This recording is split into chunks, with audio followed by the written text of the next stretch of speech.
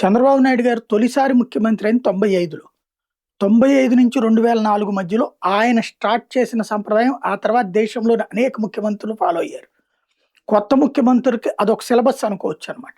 ఆకస్మిక తనిఖీలు. ఒక ముఖ్యమంత్రి అంటే ఏదో సభలు, సమావేశాలు, రివ్యూలు అని కాకుండా నేరుగా ప్రజల దగ్గరికి వెళ్ళటం ఒక ఎత్తు. ప్రజల వద్దకు పాలన లాంటిది. మరొకటి ప్రధానమైనటువంటిది డైరెక్ట్‌గా అధికారులు చేస్తున్న పనుల్ని స్వయంగా తనిఖీ చేయడం. వాళ్ళకి గూడా చెప్పకుండా అక్కడికెళ్ళి తనిఖీలు చేయడం. అది మొదట్లో సక్సెస్‌ఫుల్‌గా నడిచింది. పోను పోను ఉద్యోగాలు పోతున్నాయన్న భయంతో వాళ్ళు చివరికి ఆకస్మిక తనిఖీలకి వస్తున్న బాబు గారికి స్వాగతం అని బోర్డులు పెట్టే స్టేజ్‌కొచ్చింది. ఇక ఆ తర్వాత ఆయన తగ్గించుకుంటూ వచ్చారు.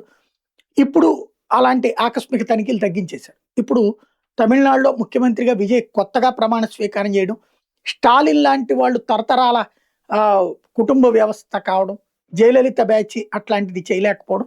ఇప్పుడు హాస్టళ్లలో పిల్లల తిండి ఎలా ఉంది, పిల్లలకు అందుతున్న ఆహారం, పిల్లలకి పడుకోవడానికి ఉన్న వసతి, పిల్లలకు ఉన్నటువంటి టాయిలెట్స్ ఎట్లున్నాయి, వాటి మెయింటెనెన్స్ ఎట్లుంది అని చూడటానికి స్వయంగా ఆయనే వెళ్ళారు.